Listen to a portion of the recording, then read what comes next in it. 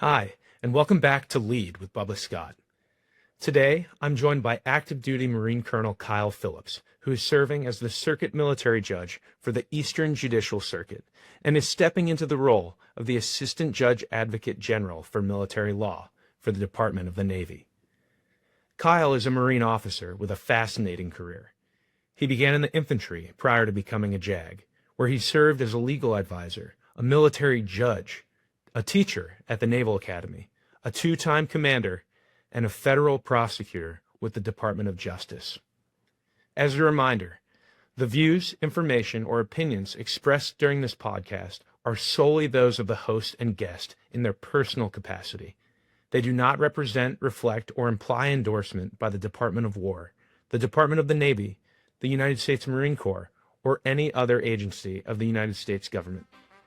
This is a great conversation about service, accountability, standards, and leadership. Let's get it.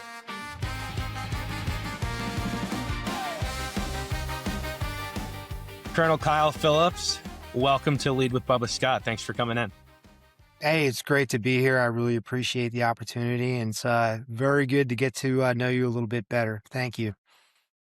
Yeah, absolutely. So stoked you came on the show. It's always exciting to get someone with as much experience as you have, but also particularly to speak with a currently serving senior officer in the Marine Corps is truly special. So I thank you very much for that. And with that, let's get right into it. Can you talk to us about the beginnings? Well, before the Marine Corps, what was it like for you growing up, and what kind of channeled your path towards the Marines? Yeah, so I grew up in Brigantine, New Jersey, Barrier Island on the Jersey Shore, right next to Atlantic City, New Jersey, and fantastic place to grow up. Walking distance to the ocean, and it's kind of where I spent most of my time. Growing up in the summers, especially, was on the beach in the open water. Pretty formative. Lots of activities growing up, lots of sports. When you start talking about the beginnings of when you notice things that mold your leadership perspective, I will say I think a lot of it came from my family unit, my parents. I had an older brother, younger sister growing up. And my parents were both school teachers, and then I guess I was about 10 years old. And when I was about 10 years old, my dad wanted to go back to school to be a physical therapist. And that was probably one of the first times that I really saw the importance of kind of goal setting and teamwork.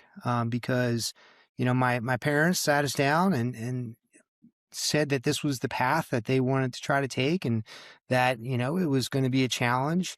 And it was. My mother, I think, held down 3 jobs, getting my dad through school. My dad, Monday through Friday, was up in Philadelphia, taking his classes, and then on Saturday and Sunday, when he came back, he was working Saturday and Sunday, to kind of support us. So that was definitely one of those times where you see the critical importance of having folks that that share in what your goals are, that share in the journey, and that kind of support each other through that. So with that, I kind of took that into high school and had the normal path through high school. Played football, wrestled. In the spring, I played golf, which was definitely a great way to spend your springtime, playing some great courses in South Jersey. And then in the summers, when I was 16 years old, I joined the Brigantine City Beach Patrol, which was really one of those opportunities where I saw the importance of, being part of a profession, and being somebody who was involved in ocean rescue, just really understanding the importance of responsibility, maturity, physical skill, and the discipline that kind of comes with that. So that kind of takes me, kind of through that high school years. Yeah, there's so much to go on there. And I think just to work it backwards, I can think of few things that would be better to prepare you for, joining NROTC or joining the Marine Corps, quite like working in, life-saving opportunities in the water. That certainly set you up physically. And then stepping back too, it's wonderful to hear the example that you had of a work ethic from both of your parents growing up, with everything that they had going on, and also putting the team together with all the kids. So then from there, you went on and you matriculated to the NROTC program at Villanova. And were you initially in the Marine option, or was that something that you chose while you were there? No, it was one of those situations where I knew I wanted to go in the Marine Corps from, pretty early in my childhood. And, my brother was 3 years older than me, was in the NROTC program at Villanova. I was not initially a scholarship, 4-year scholarship, Villanova midshipman. But I competed my freshman year and was fortunate enough to basically pick up that scholarship and then transition over as a Marine option, pretty much at the same time. But the reason that Villanova was just one of those fantastic opportunities for me really was the education, the values that they instilled in everybody that went there, and the support that they provided the NROTC unit specifically was something that really stood out, even as an 18-year-old, when I would, visit the campus and see my brother. Villanova, it's foundational. And it was one of those things where, when I was there, their motto of Veritas, Unitas, Caritas, basically, truth, unity, and love, was something that they truly believe in. And it's one of those first opportunities where I really you understand the importance of the language that individuals use about organizations and how important that is to cultivate the culture in the community that you're in, because it is something that you fall back on. How you describe yourself, and how you communicate your purpose to folks in that community. And in Villanova, you definitely felt like you were in that community. It was pretty important, and it was one of the things that you didn't quite understand it as an 18 to 22-year-old, but then when you reflect on it, you realize how that has set the stage for how you approach things in the future. Yeah, what an impressive place to go to school, and also it's a very well respected NROTC program. And I'll just shout out Villanova. My little sister is a Big East champ on the track and field team there, and then Nice. my parents as well attended law school there. So a lot of Villanova love in the family, and a lot of great. Some of the best officers with whom I served are Villanova grads. So it's incredible that you got there. So upon graduation from Villanova, you commissioned in the United States Marine Corps, and you went on to take a slot in the infantry with the Marines. Can you talk a little bit about that experience and what it was like being an infantry officer in the Marines as a junior officer?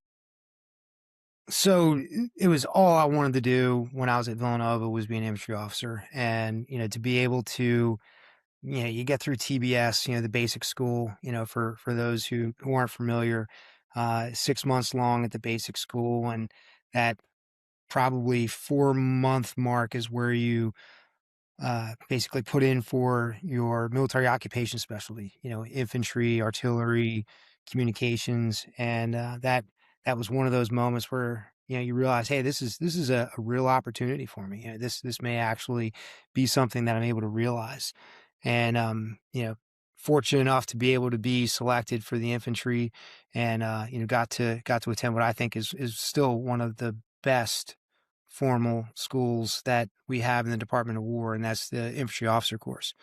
I somewhat tongue in cheek say it's one of those schools that you go through and you come out with an unreasonable level of confidence in yourself, just because how outstanding the instructors are, how much they push you. And at the end, when you get through there, you realize that you are capable of doing so much more than you ever thought you were able to do. And not just the physical part, because folks somewhat focus on the physicality of those types of schools. Well, whatever military school you're talking about, but infantry officer course was one of those institutions and organizations that it makes you think, and it makes you lead in a way that you didn't realize that you had to lead before. Um, one of the things that I found when I was making that kind of transition into being that infantry leader was before, when you're in high school, when you're in college, the leadership principle that everybody wants to articulate all the time is that leadership by example. And you realize that leadership by example is necessary. I mean, ductus exemplo is the motto for officer candidate school, and that is absolutely necessary. But then you realize very quickly that leadership by example, it's not sufficient. You can't just fall back on, I'm going to study, I am going to be able to be the most physically fit person in the organization, I'm going to be the best marksman. Because as a leader, it's necessary for you to do that, but it's not sufficient, because you need to make sure that you teach, train, mentor, inspire everyone else to be able to achieve, that high level of proficiency across the portfolio of skills that you need in order to be successful as an organization. So it was a realization that fortunately I was able to recognize kind of early on, that you're not just leading yourself, you're leading a team, you're leading an organization. That was a really great breakdown of what it's like at IOC, and I think about how that translates into the rest of your career. One point I wanted to make for the listeners, and I'd be interested in your perspective on this, is that the Marine Corps is very infantry centric. Like everything comes and everything boils down to the infantry, and so it is the way that we teach leadership, the way that we look at, if you're a pilot, right? Like I was a V-22 pilot, everything that we did was in support of the infantry. Same thing for the strike pilots or the logisticians, all those things. So the reason why I bring that up is because there are so many items that come from the leadership style that's taught in the infantry that then reverberate throughout the rest of the Marine Corps. So with that being said, you ended up spending your time in the infantry, and then you ended up moving into the legal profession. For my path, I went through the funded law education program. So that's a program where you take the LSAT, the law school admissions test, and you apply to law schools, and then you submit all of your materials with some recommendations. You do an interview with a lawyer who's serving in the Marine Corps, and you submit that for just like the Marine Corps has a lot of other selection boards, for consideration. And I was fortunate enough to be able to do that lateral transfer into the legal profession. And it's one of those situations where you go for 3 years and you kind of decouple from the Marine Corps for the most part, and you spend your days and nights studying with every other law student.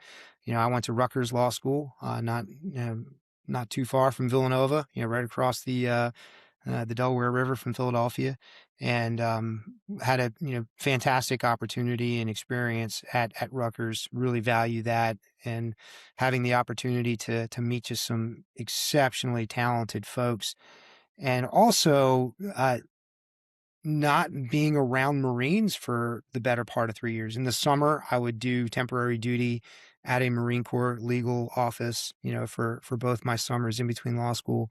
But for the most part, you're with every other law student that's going into various types of, components of the law, whether it's big law firm or, district attorney's office or, small office, and being able to learn from them, and being able to see the way that they approach problems, their leadership opportunities in law school. I was able to participate in the volunteer income tax program, where you would essentially provide services to, um, you know, families who really couldn't afford tax preparation.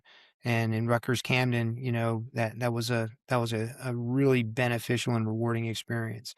A lot of other pro bono organizations. I was able to participate in a bankruptcy clinic, for essentially folks who found themselves, in some real financial trouble. And all of those opportunities, though, where you're learning to lead different types of teams, but then you're also gaining some leadership experience folks that are not in the military. And, you really just, open my eyes to different ways to approach different problems.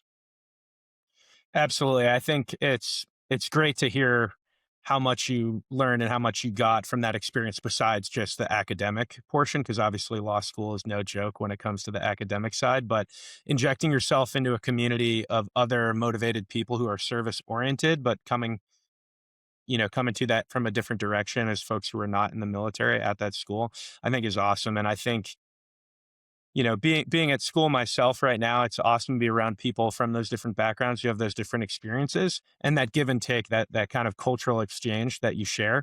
I'm sure, your classmates from law school very much enjoyed getting the perspectives of folks who were there on the funded law program with the military as well. But I would definitely be very interested in talking about what it was like to be a JAG coming out of the infantry, and in particular, if you could talk us through some of your deployments and what that looked like in an advisory capacity as a lawyer. Sure. I mean, when I was in the infantry and having the opportunity to, be on a MU and, being with the, Helo Assault Company, on the battalion landing team, very different focus. It's one of those, opportunities that, as in your young 20s, you absolutely relish it and you enjoy it.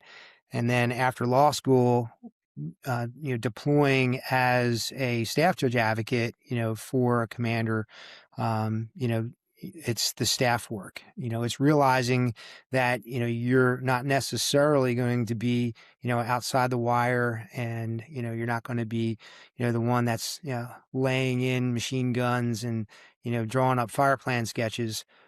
But the value that you bring to the organization and also your team, because it's not just you, you have other lawyers that you're working with, you have other staff officers that you're working with, whether it's the intelligence officer, whether it's the operations officer, the logistics officer, uh, really understanding that the criticality of working on a staff in support of the command's mission, understanding the requirements of those different staff sections, how you can support them, whether that's finding creative ways to access, certain logistics support for some of your partnered forces, with the, G4, S4, the logisticians, of the command staff, or whether it's working with the intelligence officer and building targeting packages, or,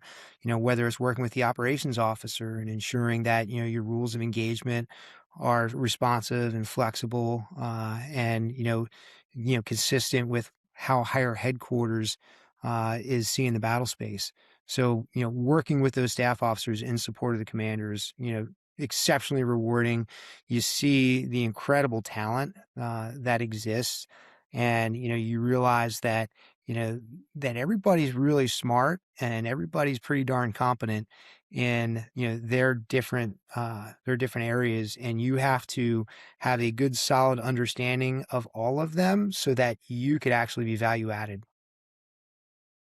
Wow, yeah, and especially, how big some of these staffs can be, really getting an understanding of what everybody brings to the table would definitely be critical as you work on just working together as a team, but then also what you can actually offer to the commander. So, we talked about your time in the infantry and then your transition into school and what it was like on the staff, but I would be pretty interested if you could talk about some of your experiences as a deployed lawyer in Iraq and Afghanistan. What did that look like? Obviously, you were working with the staffs, and I'm just very interested in this concept where the JAG and legal advisors provide this advice to commanders, but ultimately commanders have to make decisions. What was it like to be on the advising side of that? Because I know, of course, which we'll talk about later, you went on to be in command yourself. I'd be interested in that perspective. That it's interesting because when you talk to folks and they're like, "Wait, I thought you were a lawyer," and you're like, "Yes, I am a lawyer." And like, well, why were you deployed? That's a question that comes up a lot, and it depends on what echelon of command you're on.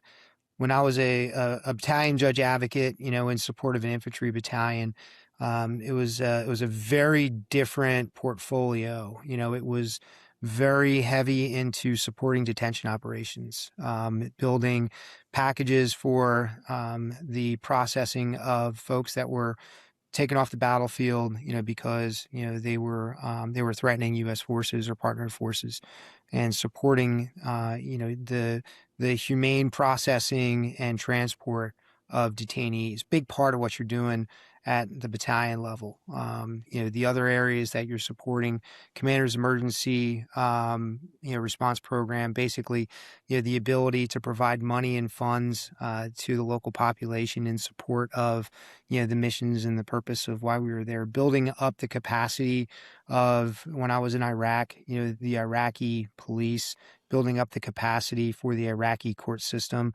ensuring access to some of the experts that were at higher echelons of command.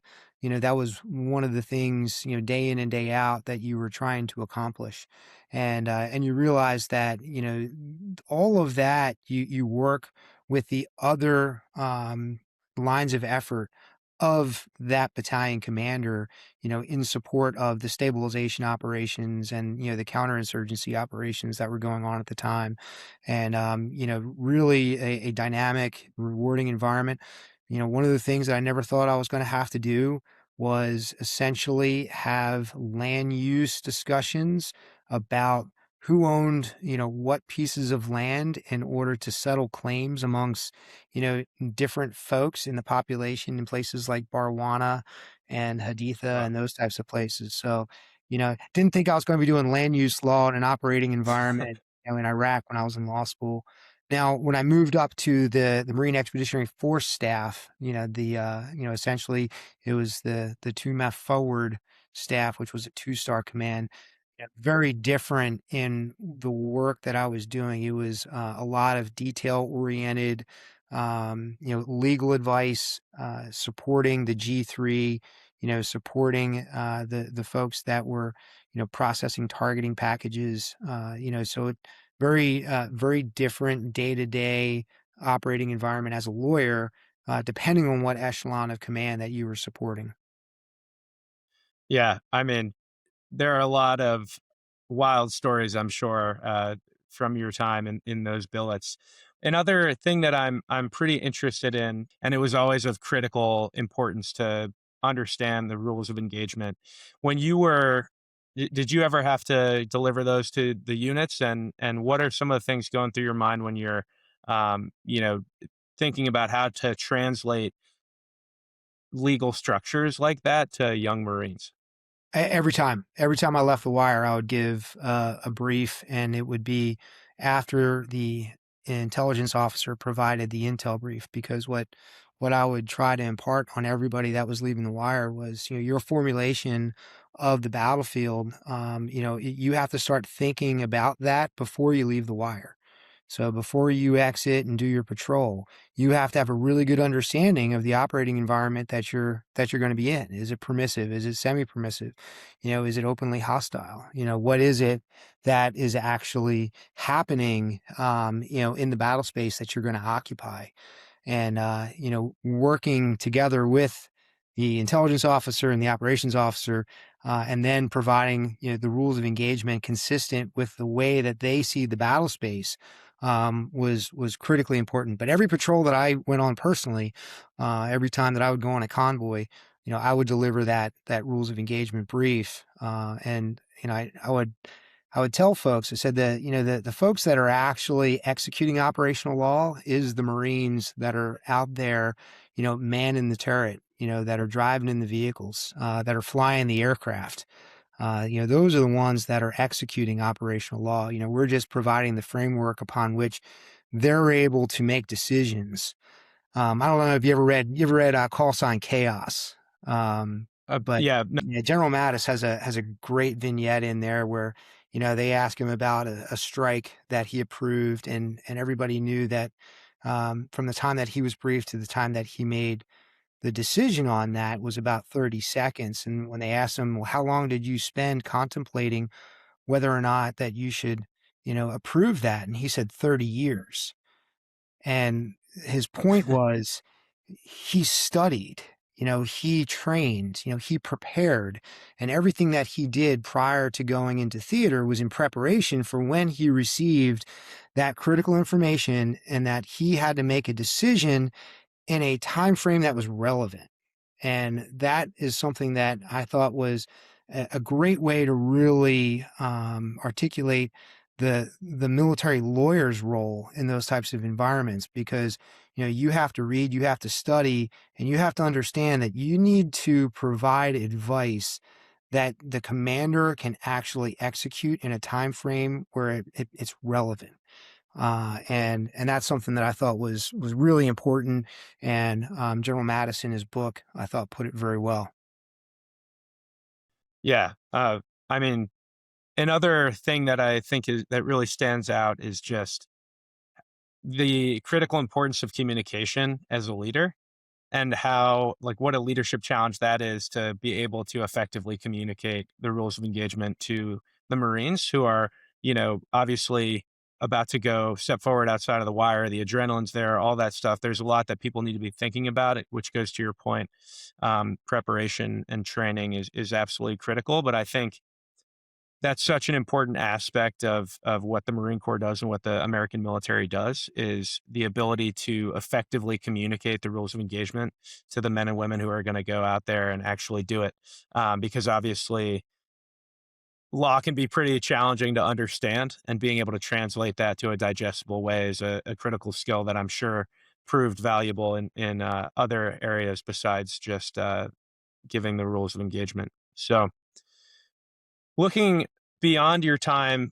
What an opportunity. I mean, after I was fortunate enough to have command as a lieutenant colonel, and then was fortunate enough to be able to be a Commandant Marine Corps Fellow with the Department of Justice, and working with the National Security Division. You work national security cases, and you worked with just some phenomenal attorneys.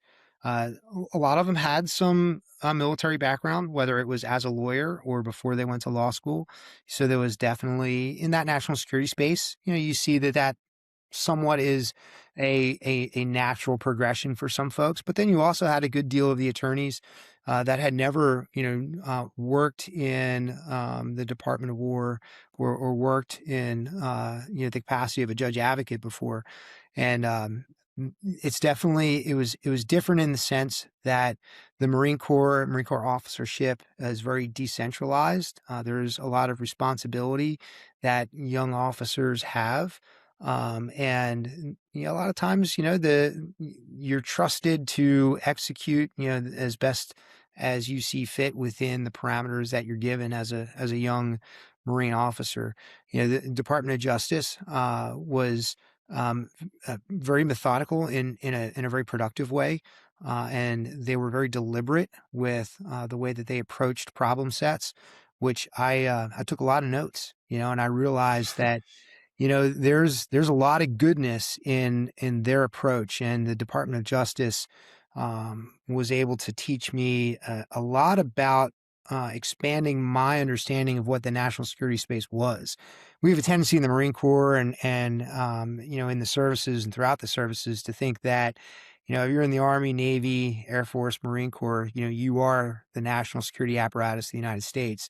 And then you go to the Department of Justice and you realize there's a lot of professionals that are out there, doing a lot of great things in support of the national security mission of the United States. And it's not just folks that are wearing the uniform, and really appreciating the efforts across, the different communities and what they bring to the fight.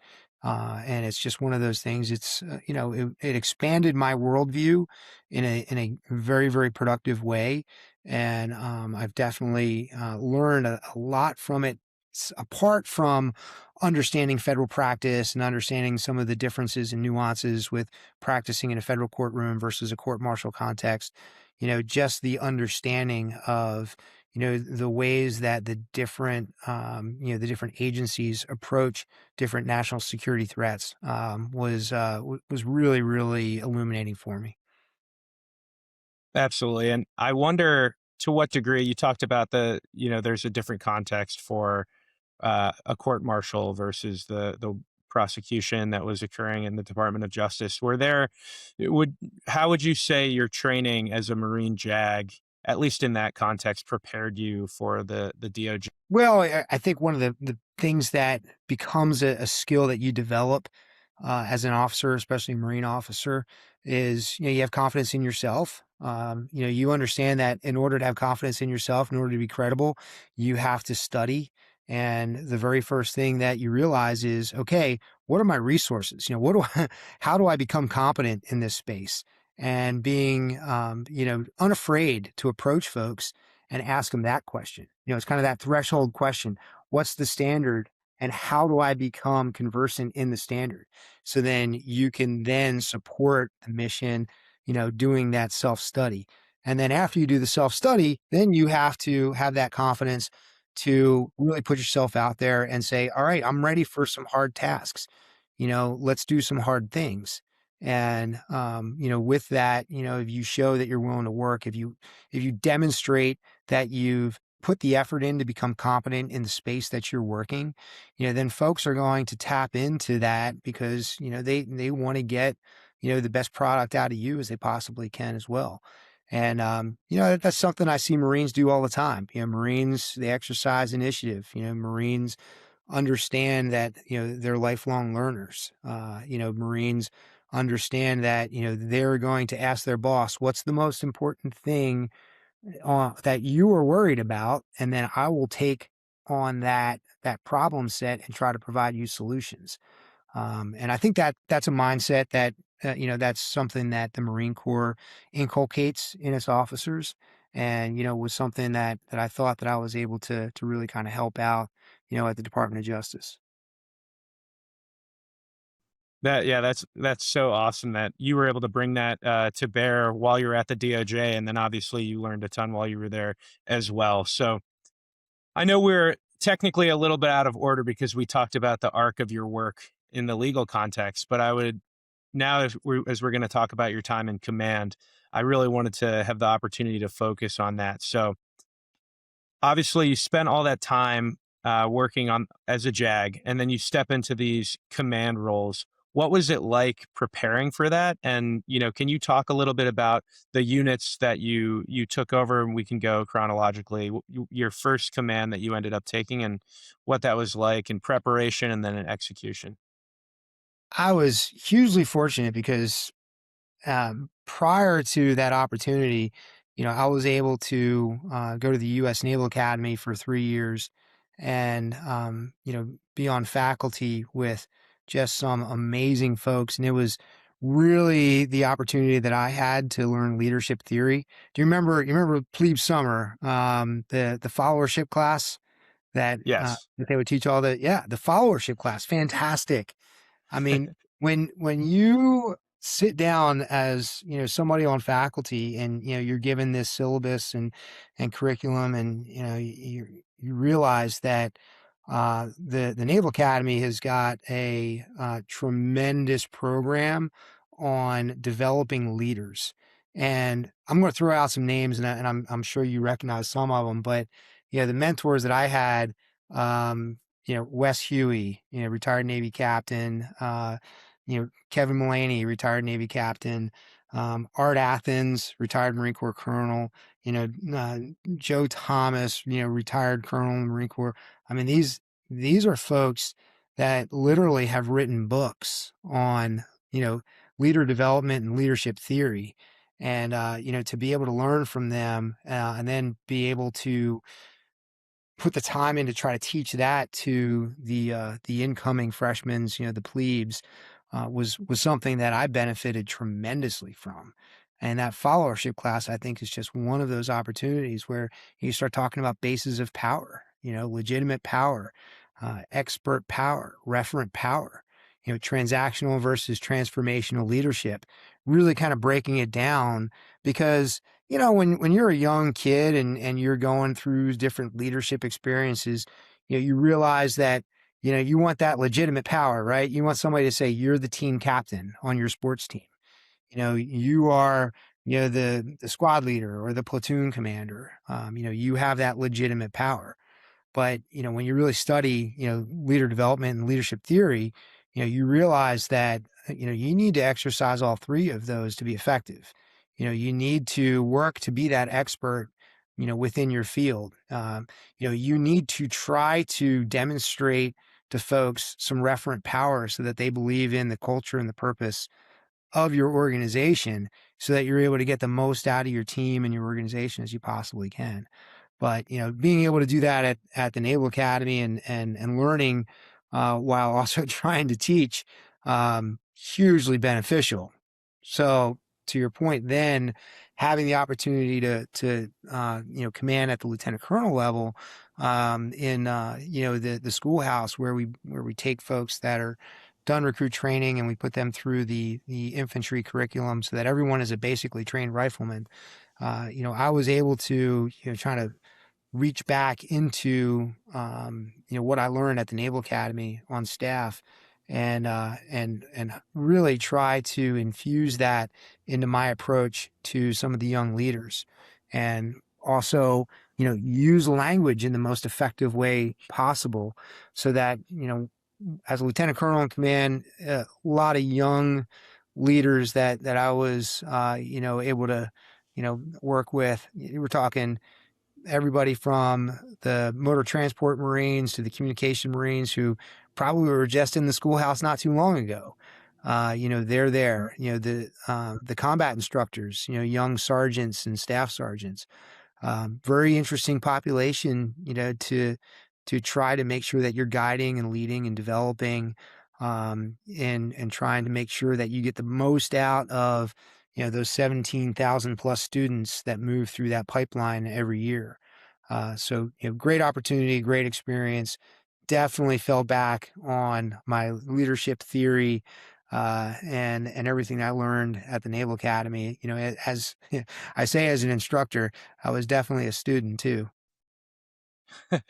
Well, yeah, I mean, certainly a testament to how much you can learn when you're in an instructorship position as well. Not just obviously if you're, learning a new concept or a new course, but from the act of teaching and what you get from the students as well. I'm sure that was pretty awesome to work with the midshipmen, and it's also a pretty epic full circle moment for an infantry officer who started his career as a second lieutenant in the infantry to come back as a lieutenant colonel after all that time as a JAG, and to be working with the young guys as they're getting ready for the basic infantry training. So A one lot more. thing, I did a lot more hiking than I thought I was going to do after law school. But hey, well, it was great. tactus exemplo, right? Yeah, it was a great opportunity, great experience.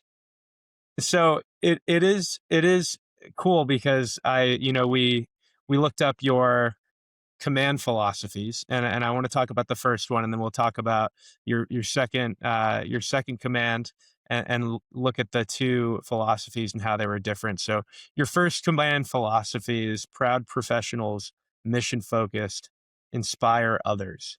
Can you talk about a couple things? One, why did you choose that as your command philosophy? Two, how did you go about actually implementing it? And then three, you know, why, like, what was the importance of having a philosophy for you and communicating that? Yeah, I mean that goes back to a couple things. Obviously, Marine Corps does a great job of trying to prepare new commanders. There's a program that the Marine Corps sponsors, called Cornerstone, and you get to talk to a lot of former commanders, and you get the benefit of their experiences. There's a great book, Legacy. James Kerr, I think, is the author. If you haven't had an opportunity, fantastic book. They have a whole chapter on language and the importance of language and what you use to describe your organization. And I mean, the Marine Corps does a great job with it. We use phrases, semper fidelis, always faithful, every Marine a rifleman, the few and the proud, first to fight. We have language that we use that tries to define us as an organization. It's cultural. It's the way that we fall back on. and it provides that foundation for everything else that we do. So when I chose Proud Professionals, Mission Focused, Inspire Others, I had the headquarters and support battalion, at the infantry school. So I had a lot of different MOSs, a lot of different military occupation specialties, and I really wanted to drill home the criticality of each Marine and the role that they play, whether they were an armorer that was ensuring that the weapon systems were functioning, whether they were a communication Marine that was ensuring that all of the radio gear was ready for use for the students and the combat instructors, the motor transport Marines that just put literally millions of miles per year on those roads, transporting Marines to and from training areas. I really wanted them to understand that they should absolutely be proud of their contributions to the organization. And I would tell that to them at every opportunity that I had. Mission focused, it was one of those things where, you had to understand that, when you're in a school or training environment, you're not one of those infantry battalions that's going forward, deploying into harm's way. Stay focused on your mission, understand what it is that we're there to do, and we're there to provide training and support to get basically trained riflemen to those different units across the Marine Corps. And I really wanted them to understand, that initiative is great, but understand, what the mission is, and then zero in on that so that we could stay focused on that and not get distracted by noise. And then inspire others was just one of those absolutely critical components to how do you conduct yourself when you wake up in the morning. And, if you wake up in the morning, you go to PT at, 5:30, 06, whenever it is that you have PT, and you have a good attitude and you have that mindset that you're going to make the most out of the opportunity that you have. If you have that mindset that when you are on training evolution, when you're on a hike, when you're providing instruction, how are you going to conduct yourself? And if you have that attitude that I'm going to try to inspire those that are around me, then, I think just that mindset just provides an opportunity for you just to be better. And that's why I chose those three phrases as a command philosophy. And every time I try to talk to folks, I would raise it, and I would tell them, this is what's important to me, because everybody did it in a different way because they had different responsibilities depending on what their job set was. But if you fall back on that, provides that foundation. Yeah, that's incredible. And then also to just think about, yeah, I think you framed it beautifully in terms of using language power, like using language can be powerful, repetition can be powerful, and distilling things into small digestible pieces that are easily understood is hugely important. And then, yeah, reiterating it so that it starts to actually, the more you hear it, the more you believe it. So in your second command, you took headquarters of support battalion at Marine Corps Installation East, MCB Camp Lejeune. And you changed your philosophy, not changed it, but you had a new philosophy for your new command, and that was support each other, support warfighting, support the mission. And I'd be interested in, you gave us a great breakdown of why you chose your philosophy for your first command. What was different, and what was your focus with your second command philosophy? So my second command, a lot larger. We had about 5,000 folks total, about 2,000 uniform, and then we had a mix of both, what we call non-appropriated fund employees. So, your Marine Corps Community Service employees. And then we also had our civil service employees as well. So completely different population. Essentially almost 2/3 of the command was not military, for my second opportunity in command. And they still had, I had an obligation to lead them, the same as I would try to lead uh, the military personnel.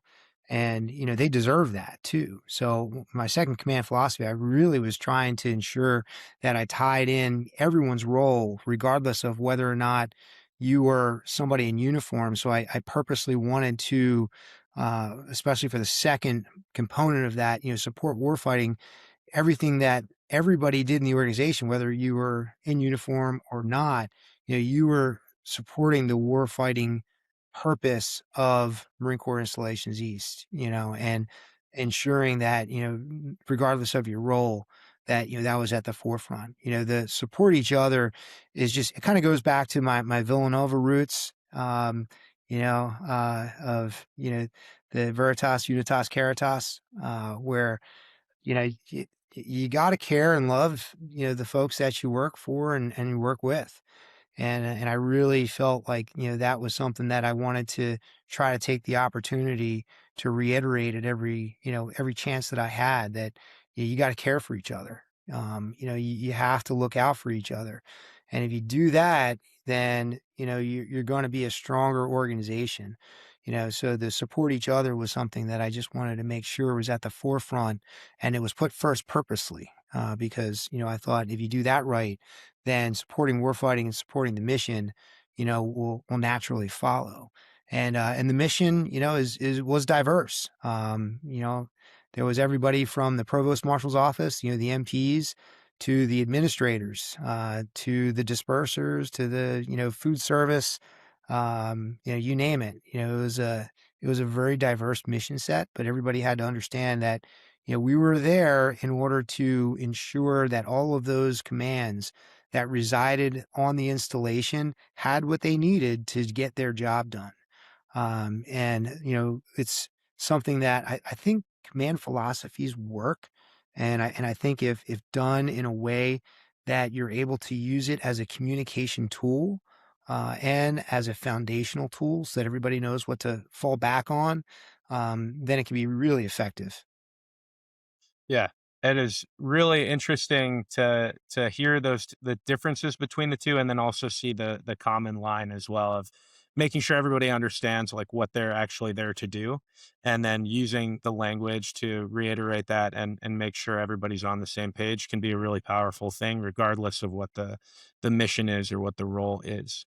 So at this point, I think I want to transition a little bit. We talked a lot about everything you've done in the Marine Corps thus far. And we know you've got some pretty exciting stuff coming up in terms of your next billet. But before we get to all that, I'd be very interested.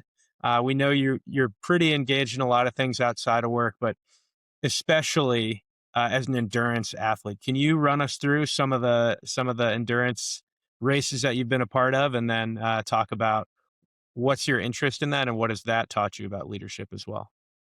Yeah, well, it's one of those things where I was a reluctant participant in endurance athlete as an endurance athlete initially. Back when I was in college, it was one of those things where it was a means to an end, because I realized that if I wanted to be successful, at officer candidate school, I had to try to get in shape. I was never much of a runner. Kind of started running just to get ready for officer candidate school. Realized that I enjoyed it. I enjoyed that, that sport, and the folks that I was able to train with. And more importantly, you realize that it's another great group that you get to have some just meaningful interactions with, and the discipline that it takes to approach something like, a marathon. And I've been really privileged and fortunate. I've been able to do 10 marathons. I did a marathon when I was deployed to Iraq and Fallujah, in 2008, which was fantastic. I've done, I think, 470.3 half Ironmans. I think I'm on my fourth ultra marathon, that I've done. And, it's just a bunch of different adventure races where, you're able to team up with, good friends and work and train. But, you learn a ton about yourself, and you learn a ton about, how to interact with others, not just when you're executing a race, but when you're training for a race. Those words that we use, like accountability. Let me tell you, my wife is a exceptionally talented runner, and way more talented than I am. Her marathon PR is a sub 3 hours. So, Wow. yeah, so she's she's disciplined. And when you have those mornings that you don't want to wake up at 4:15 to get your run in, and your spouse tells you, no, you got to get up. That's some motivation right there, right? So it's the folks that it's the folks that you surround yourself with. It's what you determine is important in your life. And the endurance sport, and I'm on a in my off time, I'm with a great team down here in Wilmington. My Without Limits endurance team is just, folks that I spent a lot of time with.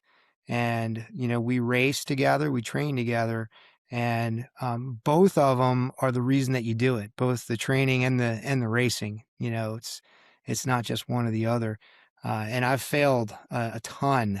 There's probably half the races I did not meet my goals.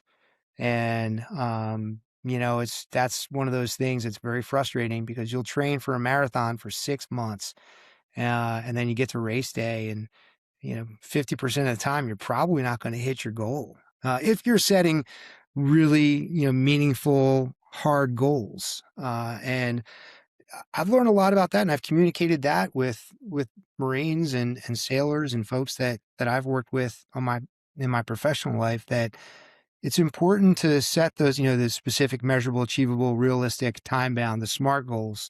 It's important to set those, but then it's also important to communicate those, and don't be afraid to fail. Because if you communicate that, then, folks are sharing in your journey. And then, folks are able to kind of lift you up, and motivate you when you need it, and support you, because it's definitely a team effort. There's a great book. I think it's Matt Fitzgerald wrote this book, How Bad Do You Want It? It's a book about running and endurance sports, everything else, but there's a whole chapter on the group effect and the importance of, you think of a sport like running that seems so individualistic, but the psychology of the group effect and training with a high performing group of athletes, where, the psychology supports folks saying that they actually experience less pain, just because they're surrounding themselves with great people, with folks that are pushing each other. So that group effect, that's something that you can carry on in any profession as well. Where you do hard things, you set tough goals, and then even if you don't achieve that hard goal, guess what? You're probably going to be a whole lot better off than if you set an easy goal that was easily achieved, that you really didn't communicate, because, you know what? Everybody realized that you were able to do it. So, my endurance sport, life is something that I really enjoy. And I think it's complemented some of my requirements and obligations that I have, as a leader in uniform as well. Yeah, that you really touched on a lot of, my assumptions about the endurance athlete concept of that. When I think about it, I think about the discipline required and the commitment required of an individual to focus on those goals and achieve them. And obviously, that's a huge part of it. But the camaraderie and the group effect, I have not considered that aspect of it, but it totally makes sense, and certainly falls in line outside of endurance sports as well. When you think about all the tough times you've had in the Marine Corps, when it just having the team there and having your fellow Marines there really made you, experience less pain or find joy in scenarios that kind of are objectively bad, Yeah. but somehow you find yourself laughing. There's a couple races that stand out. I mean, there was a race called Last Man Standing. You do a 4.2 mile loop on the hour, and you start at about 9 p.m. So at 9 o'clock at night, and you keep going until there's nobody left. So you don't know even what the finish is at that point. And, there's certain parts of that race that, it gets kind of dark, but then you have like your support personnel at your table. When you go and go through your loops, and you get inspired, and, you realize that, those are the folks that have been training with you, for the previous, 6, 7 months. And, It's more of a team sport. It's kind of like NASCAR, it's not just the driver, it's the pit crew. It takes all that support in order to kind of achieve the goals. That race sounds insane. I don't know if it sounds crazier than an ultra marathon or running a marathon in Fallujah, but it definitely sounds like a pretty wild experience.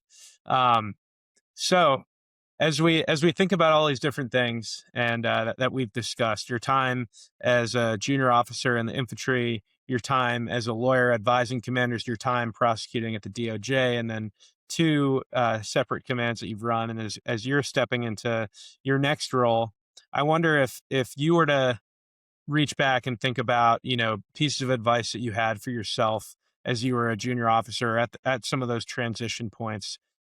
Well, yeah, I think the thing that I learned, um, finishing IOC and as a young leader was, you have a responsibility, and that's tough for folks sometimes to understand what it means to be responsible. And there's a great quote that I heard where, it says that, what really is accountability, and accountability is accepting responsibility even when objectively things aren't your fault. And I really, I took that and I tried to really embrace that as I became a more mature leader, because obviously I didn't have that mindset when I was a young second lieutenant, but really to understand when you embrace that, like, what does it mean to be accountable? It means that regardless of, you know, whether or not it's objectively, quote unquote, your personal failing that led to a mission going sideways or not achieving a goal. Ultimately, it's your responsibility to develop everyone around you as best you possibly can. And that's what I think is critical for folks to understand. Everybody wants everybody wants the all-star team. And, let me tell you, the Marine Corps has got a ton of all-stars.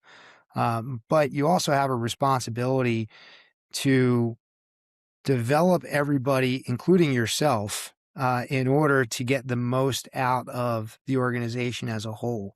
And it does go back to my previous comment of, leadership by example being necessary but not sufficient, because there's a lot of times where you as the leader, you're going to have to make those difficult decisions, and you always have to be prepared to make the hard decision.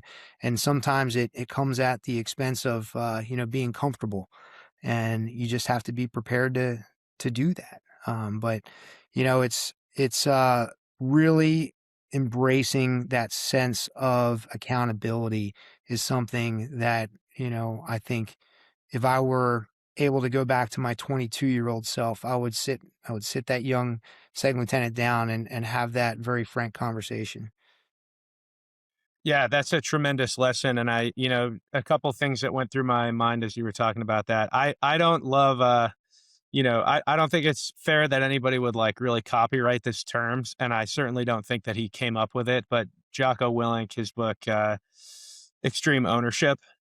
I Great. mean, Absolutely. everything you need to know is in the title. But I really do ascribe to that. And I think, it's one of the hardest things you can do, but I think that it allows, through failure, whether it's your fault or not, it allows for your team to continue moving and to move on. Like I when know you I take accountability.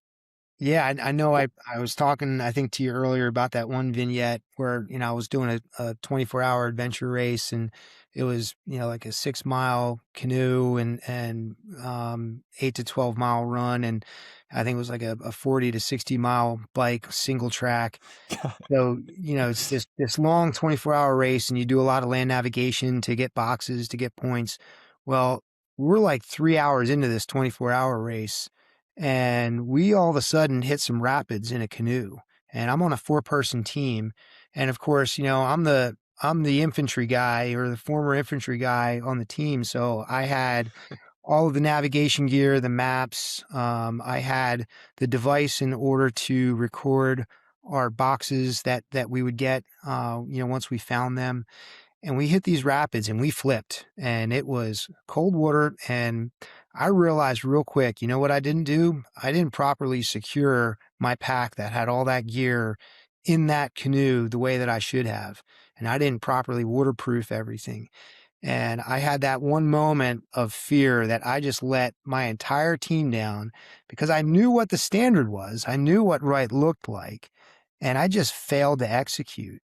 Now, fortunately, I was able to kind of get the pack as it was getting ready to sink down to the bottom of the river. And we were able to pull it to shore and kind of dry things out. And it wasn't catastrophic, but it was one of those moments where, you talk extreme ownership and, personal accountability where, you can't let your guard down. You got to be disciplined. You got to hold yourself to the high standard, especially when other people are relying on you. And, I let them down there and I felt pretty bad about that. Like I said, fortunately we were able to kind of rebound and go about the rest of the race, but definitely a learning experience for me. Yeah, and yeah, taking that accountability and to having the humility to, understand and own that, I think is something that your teammates respect and are able to move on. 3 hours into a 24-hour race, which is really just kind of hard to envision, but you've got a lot of road in front of you. So being able to move on is critical, and building that level of respect is huge with accountability. So we talked about the advice you give yourself coming out of IOC. And I guess we've got a lot of folks who aren't in the military who are watching this show. And beyond accountability, I'd be interested for any young aspiring leader, what's one trait they can work on? I'm going to cheat here if you don't mind. And when I say cheat, I'm going to dodge the question. Um, because when folks say, what's like one leadership trait, that you believe is the most important, my answer to that is there is not one leadership trait. It's something that I've come to realize. You probably remember this too from your time at the Naval Academy. The JJ did tie buckle. Yeah. That acronym. And for those that aren't in the military, I'll break it down real quick if you'll indulge me. Judgment, justice, dependability, initiative, decisiveness, tact, integrity, enthusiasm, bearing, unselfishness, courage, knowledge, loyalty, endurance. And I say that I'm kind of dodging the question a little bit because what I've learned as a leader is you can't just focus on one aspect. Really, if you truly embrace the privilege and the responsibility, you realize that, you gotta take all of those critical leadership traits, everything that I just rattled off there goes to, competence. It goes to your ability to be able to perform in austere and difficult environments. It goes to, being selfless, that unselfishness leadership trait. So you need all of those. You need all of those leadership traits in order to, to really not just get the benefit of your organization, but for you to have the most fulfilling experience as a leader yourself. Then you need to really embrace all of those and hold yourself accountable to all of those leadership traits.